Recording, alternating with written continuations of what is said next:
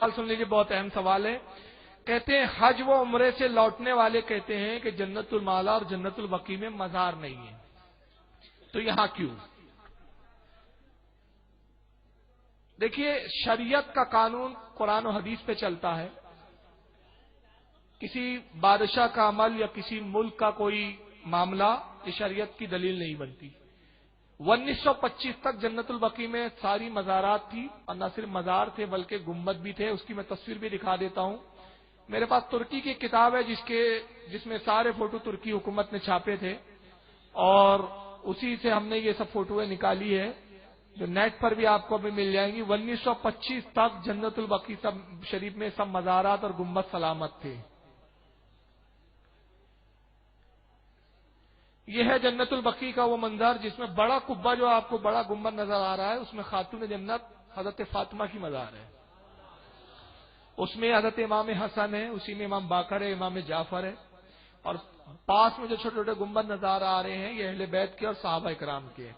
یہ 1925 کا فوٹو ہے، جب تک یہ 1925 تک تھا جب وہابی خبیثوں کی حکومت آئی 1924 میں۔ اور دیکھیے دن بھی کیا تھا، 24 ستمبر 1924۔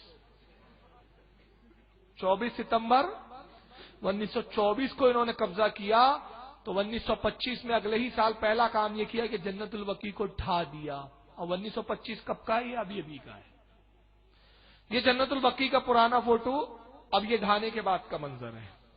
یہ حضرت فاطمہ کی مزار ہے ڈھانے کے بعد، یہ عثمان غنی کی مزار ہے ڈھانے کے بعد، یہ رسول اللہ کے صاحبزادے کی مزار ہے ڈھانے کے بعد، اور یہ موجودہ جنت البقیع کی یہ پوزیشن ہے۔ قبروں کے اوپر سے راستے تک گزارے گئے۔ یہ جنت المالا کا قبرستان ہے ڈھانے سے پہلے، اور یہ جو بڑا آپ کو گنبد نظر آ رہا ہے یہ رسول اللہ کی سب سے چہیتی بیوی حضرت خدیجہ الکبریٰ کی مزار ہے اس میں۔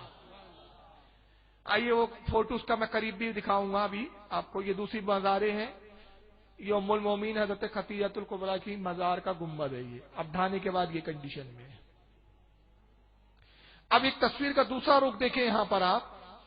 سعودیہ میں نہیں ہے تو سعودیہ کوئی ہمارے لیے معیار نہیں ہے۔ سعودیہ میں رنڈیاں بھی ناچتی ہیں، ایک ایک شیخ کے پاس 20 بیویاں ہیں۔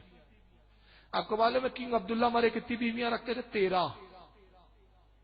امیر المسلمین تھے، 13 بیویاں رکھنا جائز ہے، بلکہ حدیث میں تو ہے کہ جس نے 4 سے زیادہ ایک وقت میں بیوی رکھی، نبی فرماتے اس نے گویا اپنی ماں کو نکاح میں رکھ لیا۔ سعودیہ میں ہوتا یہ کوئی معیار نہیں۔ حدیث سے پیش کیجئے کہ رسول اللہ نے کہا کس قبر کو ڈھانے کا حکم دیا۔ اس پر تو میں چیلنج کر چکا ہوں بھائی۔ ایک حدیث پیش کرتے ہیں وہابی کہ رسول اللہ نے حضرت علی سے کہا علی جاؤ جو قبر دکھے اس کو ڈھا دو، جو مورتی نظر آئے اس کو بھی ڈھا دو۔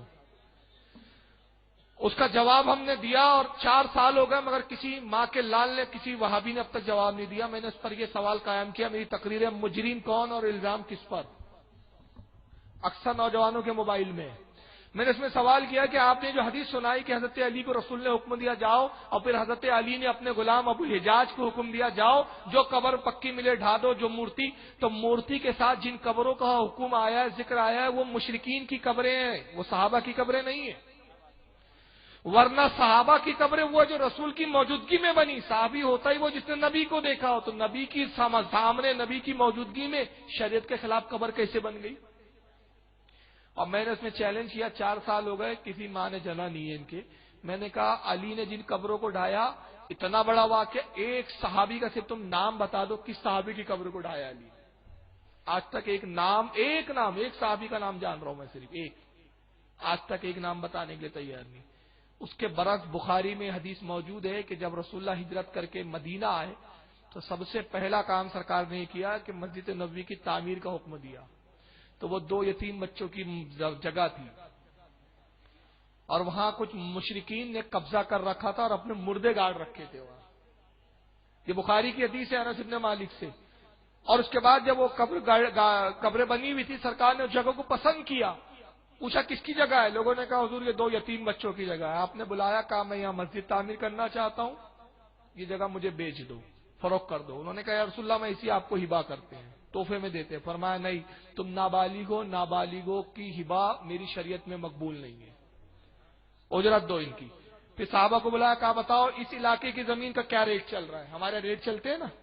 صحابہ نے کہا یا رسول اللہ اس علاقے کی زمین کا اتنی قیمت ہوتی ہے۔ فرمایا یہ غریب بچے، یتیم بچے، ان کو دگنا دیا جائے۔ ابو بکر صدیق نے اپنے مال سے وہ رقم دی. اب مسجد کی بنیاد شروع ہوئی تو انس بن مالک کہتے ہیں کہ میں نہ تمہیں بتاؤں, میرے پاس وہ حدیث کا متن بھی ہے پورا, کیا بخاری میں حدیث موجود ہے کتاب الجنائز کے اندر. حضرت انس کہتے کیا میں تمہیں نہ بتاؤں کہ اس جگہ پر کیا تھا, وہاں کھجور کے کچھ جھاڑ تھے, جھاڑیاں تھی اور مشرکوں کی قبریں تھی. تو صحابہ نے کہا یا رسول اللہ ان قبروں کو کیا کرے؟ فرمایا یہ مشرکوں کی قبریں, ان کو اکھاڑ کے پھینک دو. تو جو قبریں اکھاڑ کے پھینکنے کے لیے کہا گیا تھا وہ مشرکوں کی تھی, پٹھوں نے وہ ولیوں کے اوپر فٹ کر دیا. ورنہ اگر قبر ڈھانے کا اسلام میں حکم ہوتا تو نبی یہ کیوں کہتے من زارا قبری وجبت لہو شفاعتی, جس نے میری قبر کی زیارت کی تو قبر کی زیارت تب کرے گا جب قبر رہیں گی. تو ان ظالموں نے 1925 میں ڈھایا اور اس پر ہمارے بڑے بڑے علماء نے چیلنج کیے. میں نے اس میں اسی کیسٹ میں چیلنج دکھایا. عرفان شاہ مشہدی, سید عرفان شاہ مشہدی جو کہہ رہے ہیں کہ سعودی حکومت کو ہم چیلنج کرتے ہیں, تم حرم میں اپنے ملاؤں کو لے کے بیٹھو, 10 منٹ میں اگر ہم یہ ثابت نہ کر دیں کہ تمہارا عقیدہ غلط ہے تو ہماری گردن چوراہے پہ کاٹ کے پھینک دینا. لیکن ان ہجڑوں کی اولادوں میں ہمت نہیں ہے. مولانا کوکب نورانی یہ سب زندہ ہے, انہوں نے چیلنج کیا کہ وہابیوں تمہیں چیلنج کرتا ہوں میں کہ تمہارا عقیدہ صحیح ہے اگر تم کہتے ہو تو 2 کڑاؤ لاؤ, تیل کھولاؤ, ایک میں کودتا ہوں دوسرے میں تم کودو. مگر بے غیرتوں کے پاس نہیں ہے. تو کل ملا کے سعودیہ میں نہیں ہے یہ اس بات کی دلیل نہیں ہے. سعودیہ میں تو صاحب شراب بھی پی جاتی ہے, تو کیا یہاں بھی پیوں گے آپ؟ اب یہ بتایا نا 13 بیویاں ہیں. اب عیاشی کے تو کتنے میں نے منظر دکھائے ہیں سعودیہ کے, کیا کہ نہیں اونٹ کا پیشاب تک پیتے ہیں وہ لوگ, تو آپ بھی پیوں گے. کئی چیزیں وہاں جو خلاف شرع